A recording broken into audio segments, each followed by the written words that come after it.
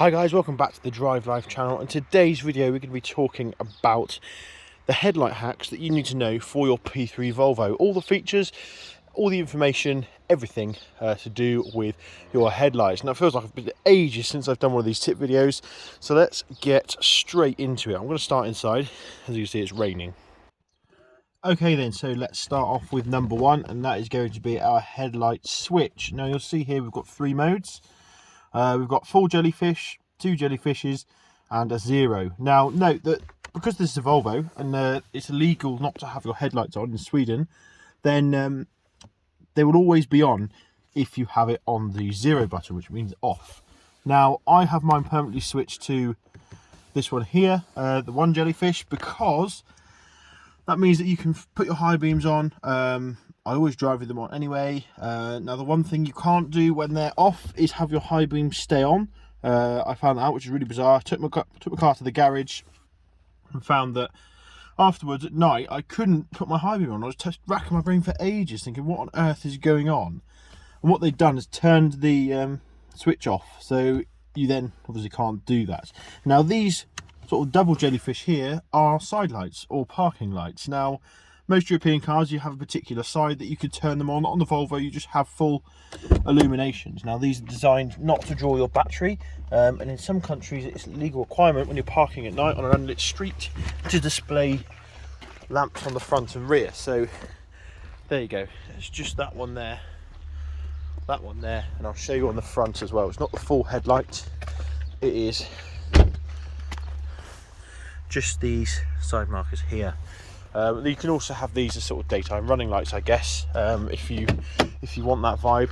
That will also turn off the main headlights, or sort of the low beams, so worth knowing. Second tip then is your headlight adjustment.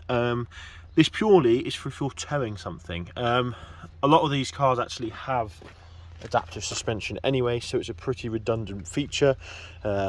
If you put a weight on the back, they're designed to sort of level themselves out.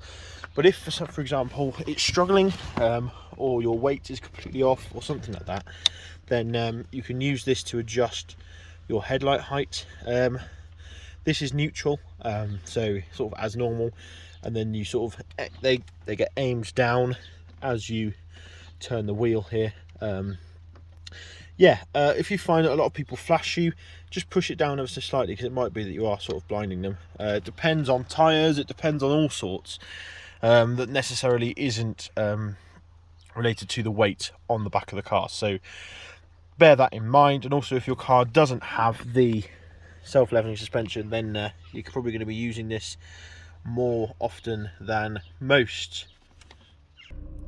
Next tip then is going to be follow me home headlights. So as you can see, we've just pulled up in the Volvo.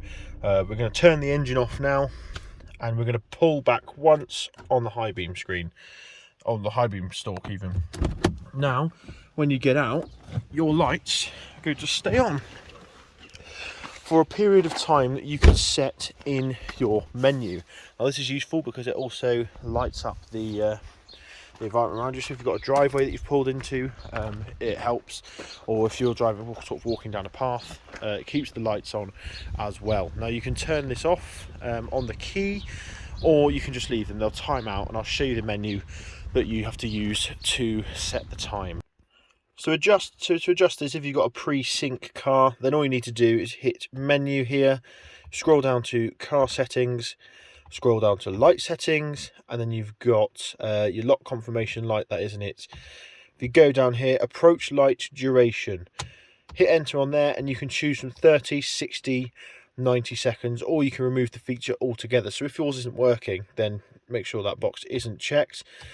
And now we've got the home safe option, which you can see here. Now approach lights, that is going to be from the key when you approach the car. Believe it or not, you can press the lights button here and the lights will come on. Let me show you that. Okay, so here we are approaching the car. Just need to press the light button here, and you'll see that the rear lights come on like so.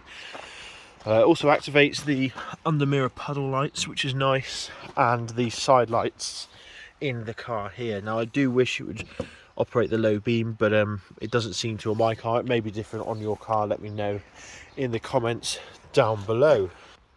Okay, then to finish off the video, I thought we'd show you how we'd remove the headlight and the information that the headlight tells you. Now, Volvos are really famous for how easy they've made it. Just 2 of these retaining pins to pull out there, and then the headlight pulls out like so. It's difficult to do with one hand, but we'll manage for you guys. There we go. Now, these are quite big units actually. You don't realise the scale of them until you take them out, but all you need to do now is remove this plug here, which often takes 2 hands, which it will do, but I'll do that first, then I'll show you guys what I was about to show you. Okay then, so with the unit removed, as you can see I wasn't lying, the headlight's near the size of the engine cover. You can find the information here, just here, and it tells you the specification of the bulbs required in this headlamp. So you've got 1H9, 1H7, 1H2, 1W and 2 W5Ws, which are the little centre lights here and the side marker lights. So very, very helpful indeed. Now, to open this up, all we need to do is just pull that tab there, these 2 here. Difficult to do it, like I said, with one hand, and it opens. Now, this is one of my cheap budget fixes. That's that, so don't worry about that. But you can see you've got access to all of your bulbs in here. So there is your high beam, dipped beam there, which is nice and easy to get to. All you need to do is turn it, and then you've got an extra tab here that takes off this bit and gives you access to the indicator bulb and the position light as well, which is nice and easy to get hold of. Now, the side light located in here is an absolute nightmare to get to. I'm not sure if you guys can see it. I'll try and get it's there. You'll ruin your hands getting to it, but yeah, as you can see, fairly simple job to do. So your headlights may vary if you have the posh HID bulbs, or if you have with the you may have extra features like the sort of twisting headlights, the bendy beam or beam bending or whatever it's called, bendy headlights I call them. Now, that again is a feature you can turn on and off, designed so it will turn around the corners with you to give you better visibility around the corners. Unfortunately, I can't show you that because my car doesn't have it, but yeah, thanks for watching. Don't forget to like, comment and subscribe, and let me know your thoughts in the comments below. Let me know if there's any features I've missed. Share it all, and we'll slowly learn everything that these cars can do. So thanks for watching, and I'll see you in the next video. Cheers.